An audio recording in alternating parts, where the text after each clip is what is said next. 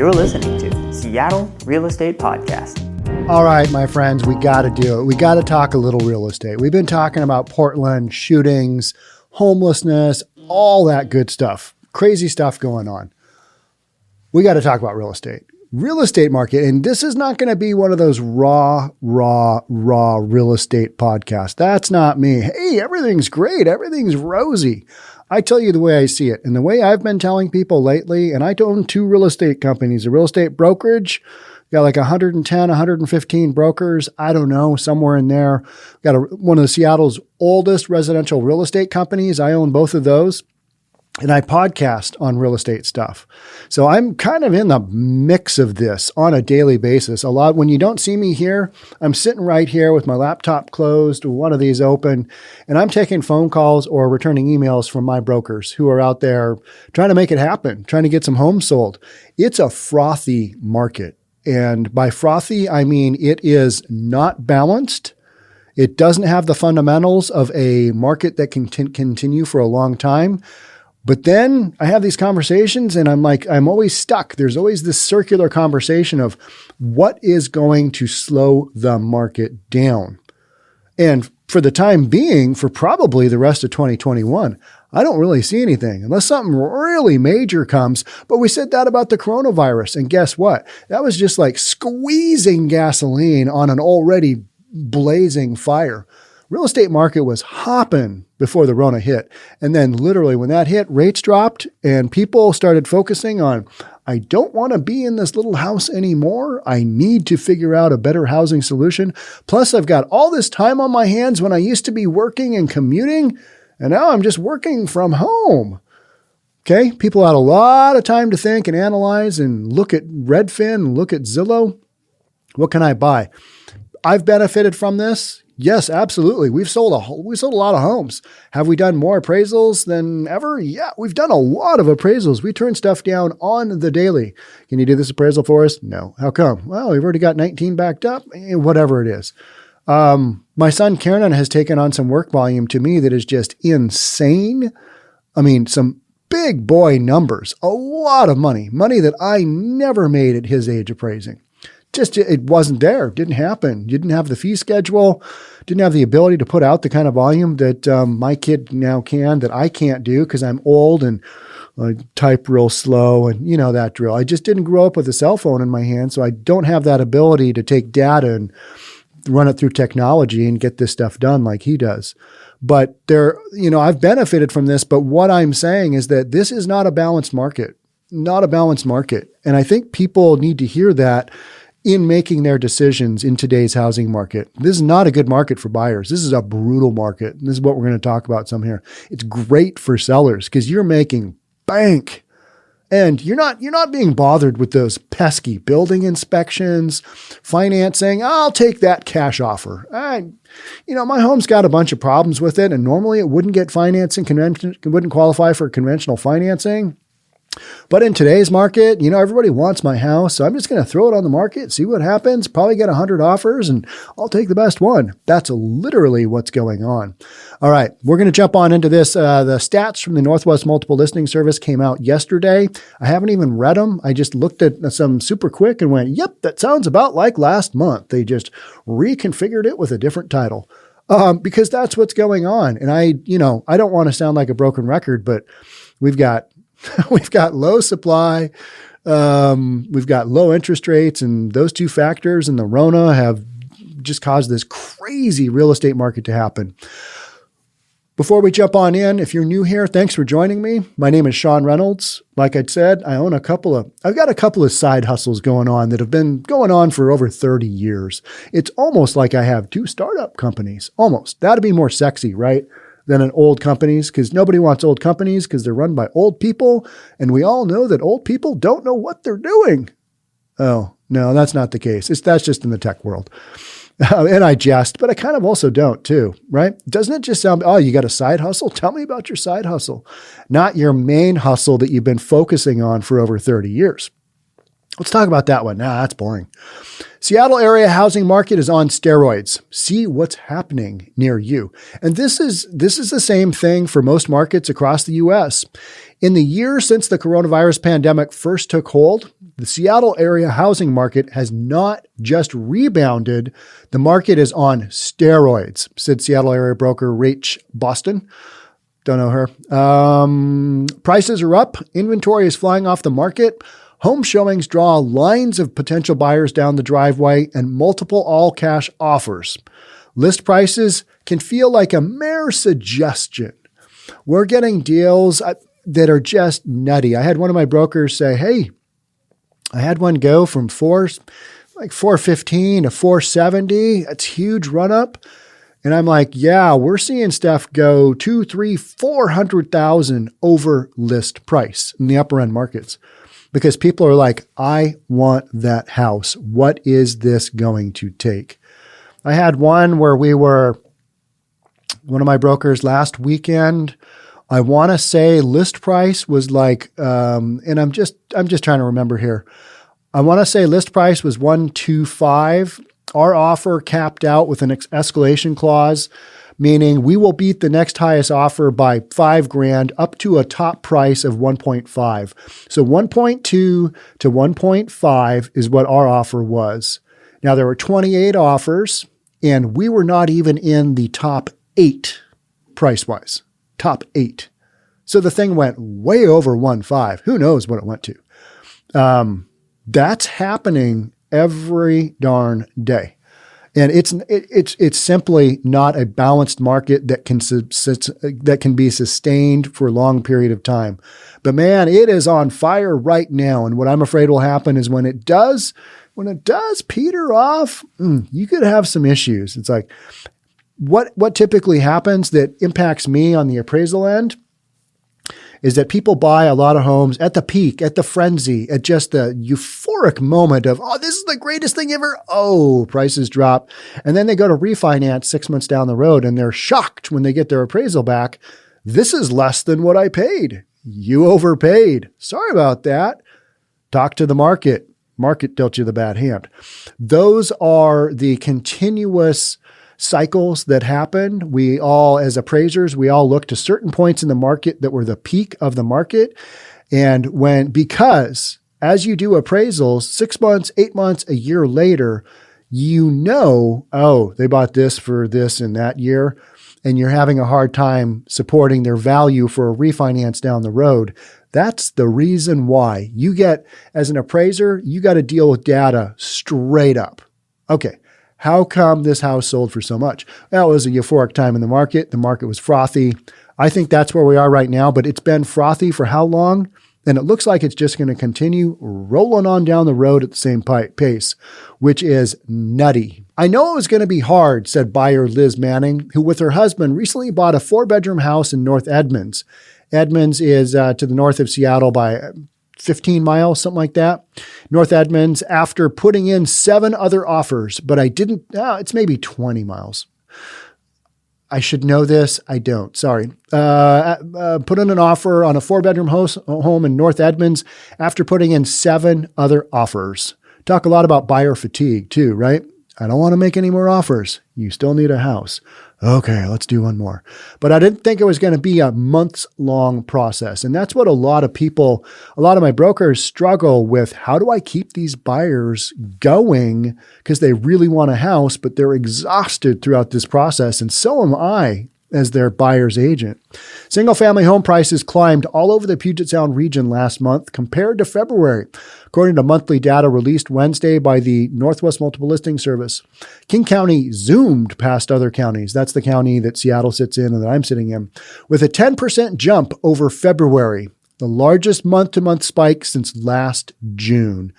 Okay, so the spike last June was when we were having that rebound effect of the market being shut down. And then all of a sudden, it's go time, baby. And rates are low. Let's do this. That's when the real feeding frenzy started to happen.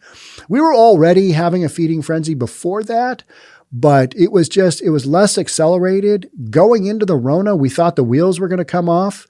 Little did we know, it was just, David Bowie's song, Putting Out Fire with Gasoline. The opposite happened. We put gasoline on the fire and whoosh, It's crazy. When shrinking inventory started to supercharge the market since last June.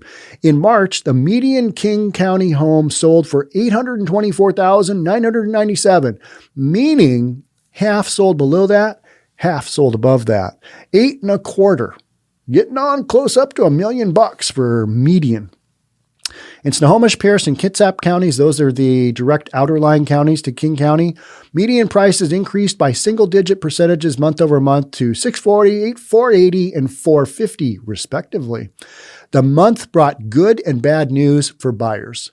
Across the region, more new homes hit the market last month than in any single month since spring peaks in 2018 and 2019. All right, we can all breathe a sigh of relief there, right? I mean, we got some inventory. Nope. And this is what I've been talking about for, years now. But homes were snapped up almost as quickly as they arrived. Because you've got this, when you've got multiple offer situations of 10, 15, 20 offers on a single home, those buyers got to go somewhere else. Where do they go? They hit up that inventory as soon as it comes in. And guess what? You're right back to where you began. No inventory. Sold out. Store shelves are empty. By the end of the month, fewer than 1,000 homes were listed for sale in King County. This is exactly what I've been talking about. Whatever stuff comes on the market, even if we have a big influx of inventory, it's going to get outstripped by buyer demand. That is a happening. Fewer than 1,000 homes were listed for sale in King County compared to about 2,100 last year in March and 3,300 in 2019. So we have progressively just been having less and less, lower and lower levels of inventory on the regular. And then people, when they go to buy, they're like, what is going on? What is this market? This makes no sense. Okay. Let's keep going here. Prices in all 4 counties have surged in the year since the start of the coronavirus pandemic, ranging from a 14.5% jump in King County to 17% in Pierce County and almost 22% in Snohomish. 22%. That's why am I stuttering? Because that is ridiculous. Those are some enormous numbers. You can't have a market do that long term. It is not sustainable. Why do I keep saying that? Nobody cares. I don't have any solutions for it. I'm just going to go, right. Sellers, you go, right? You go, your bad selves. In King County's east side, that's where I live and work and everything, the median home price is up about 30.4% from last year. The median home price is up 30.4%. And you're talking some big numbers on the east side here. I mean, they're more expensive homes. The effects of the virus on the housing market took hold mostly in later months because people started to think, okay, I don't want to be stuck in one of these shutdowns long term. I need to get out and get a damn house. And so they did. Sellers, I think now sellers, that's why you got some more inventory coming on. Sellers are like, all right, a bunch of these jokers who could give me the Rona, they're getting their vaccines. I've got my vaccine.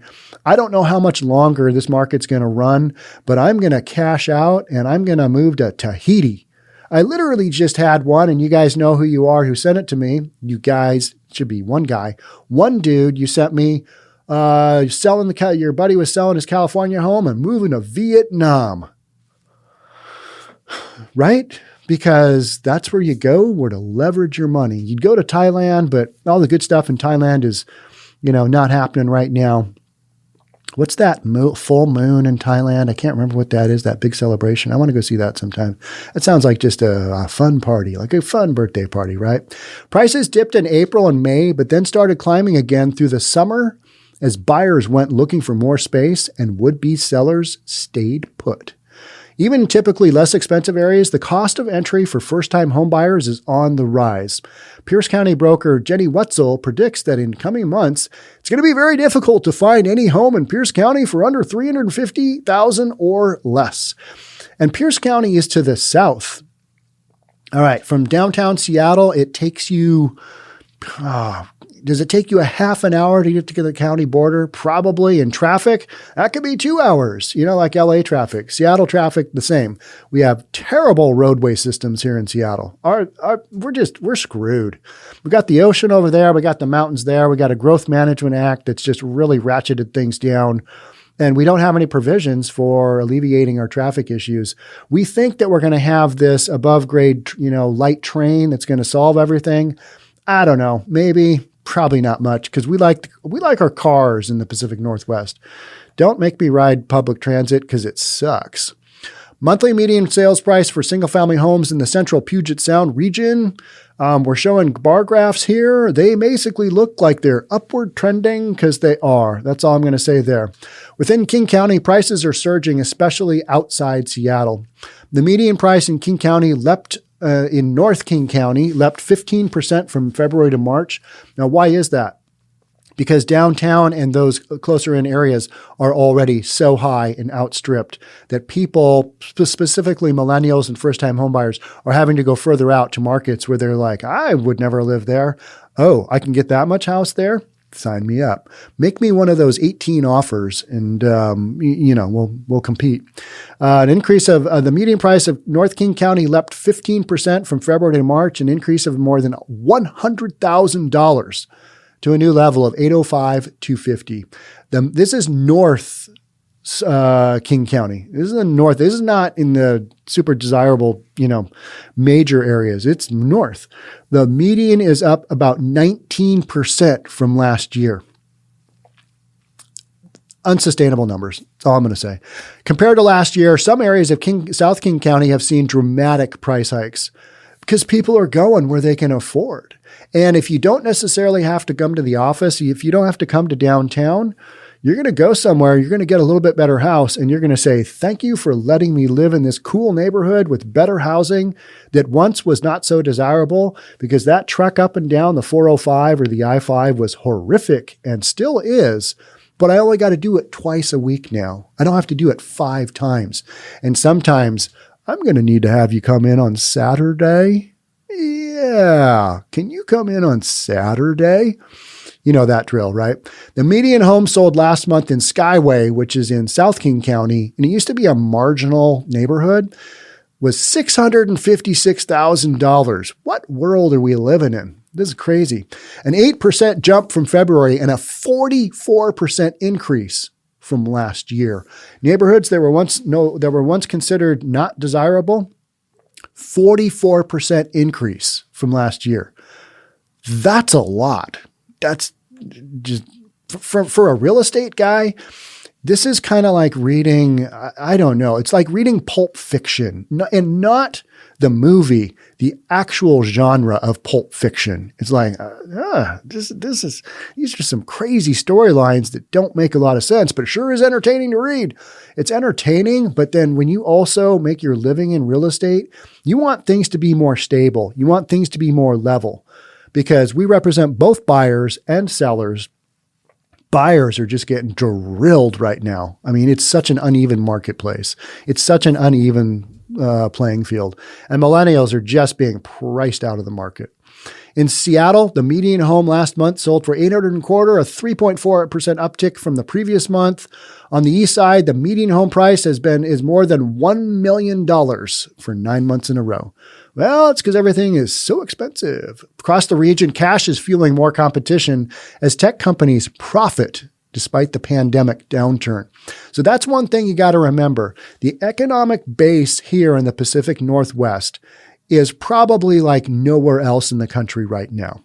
You've got more employers bringing in more employees. Those guys want to have houses.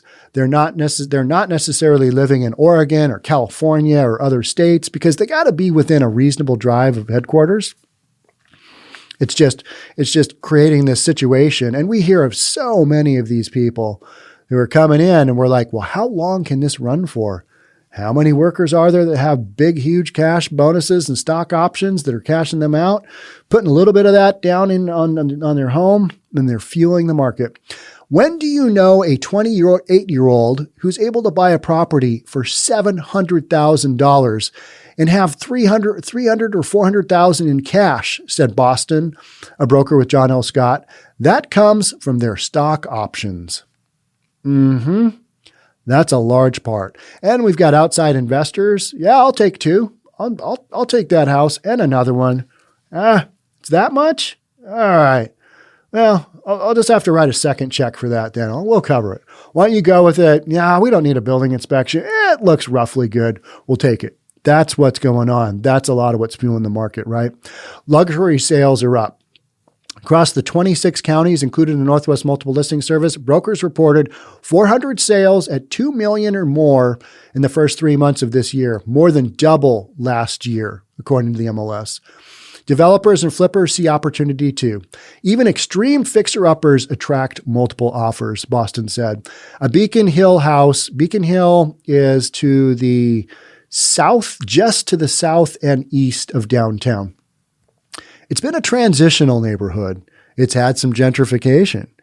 A Beacon Hill house in awful condition drew 7 all-cash offers. What was its zoning? It probably had multi-zoning, and builders are just chomping their bits. I can get 3 units in there. Yes, I'll take it. Who do I make this check out to?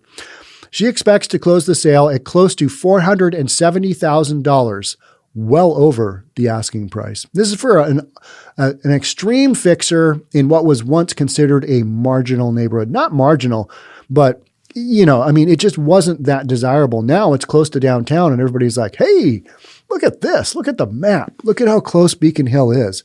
Wow. Why didn't we think of this earlier?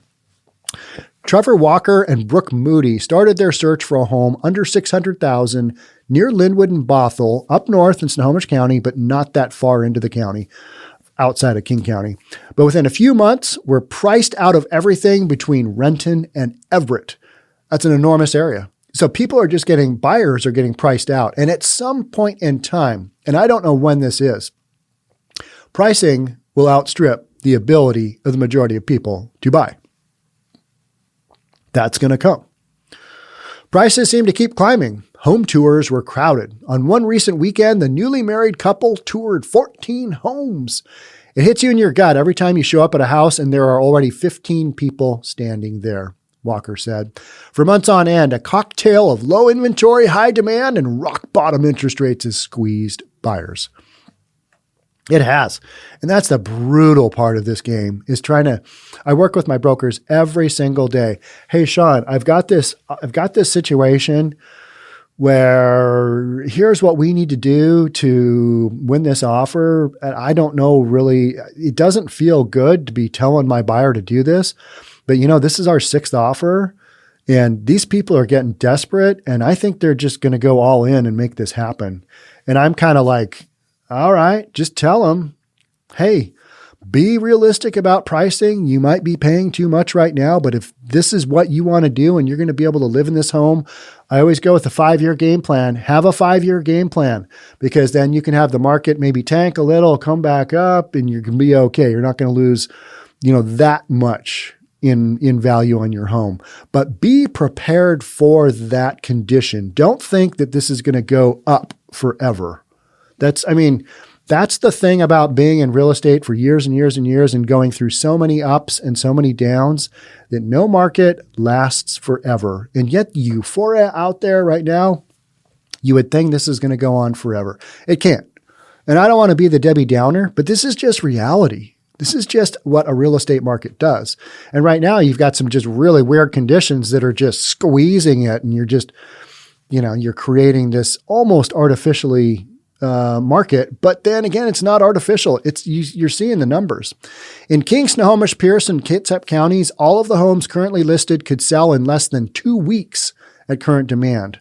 According to the MLS, at this time in 2019, selling out would have taken more than a month in all 4 counties. So what we're saying is we've got 2 weeks of supply of inventory.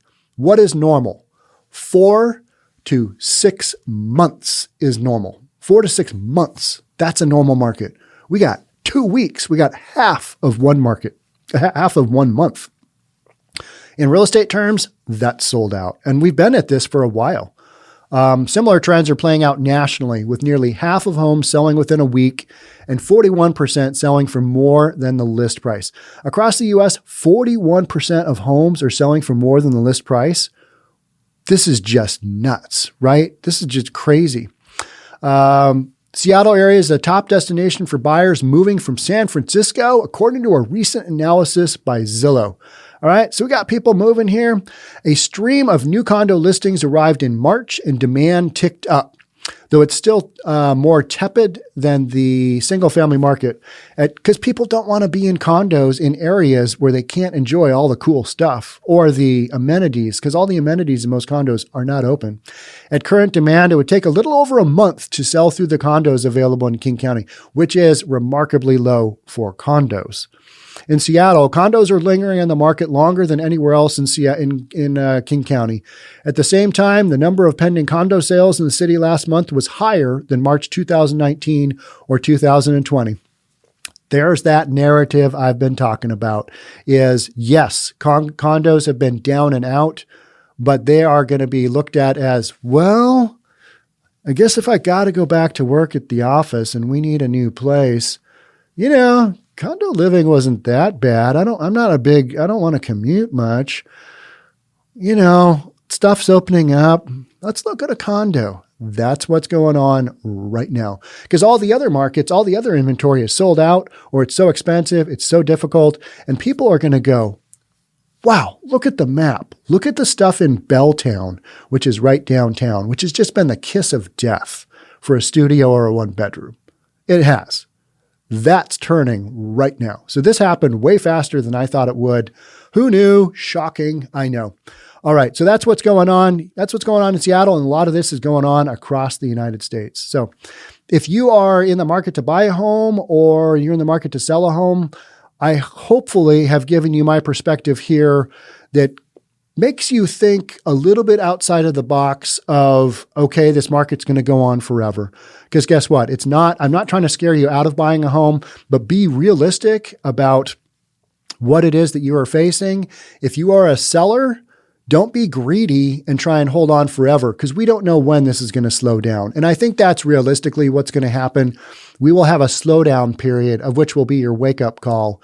All right, let's analyze this based on some declines in the marketplace. Because people putting all their, betting all black on the fact that this market goes up forever at the rate that it's going right now, not tenable, not a good call. I don't think many people are doing that, but I also think people are ignoring the fact that these numbers they're not sustainable. They're not sustainable. For all my real estate peeps out there who wanted to hear me do a cheerleading podcast on the state of the market, sorry about that, but I bring you the truth here. That's my truth anyway, my perspective. And that's why you guys tune in, because you want to let's hear what the nonsensical real estate dude has to say. He might say something crazy, or he might say something I agree with. Most of the time I agree with them. That's the feedback I get. I'm just going to keep on doing it. And if you want to hear me cheerlead, sorry, not doing that.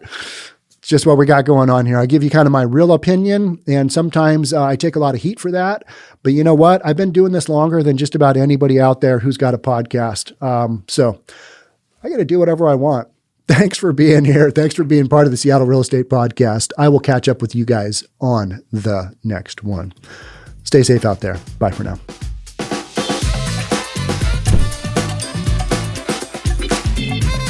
Don't forget to subscribe to our channel and hit the notification bell so you'll know when our next video is out.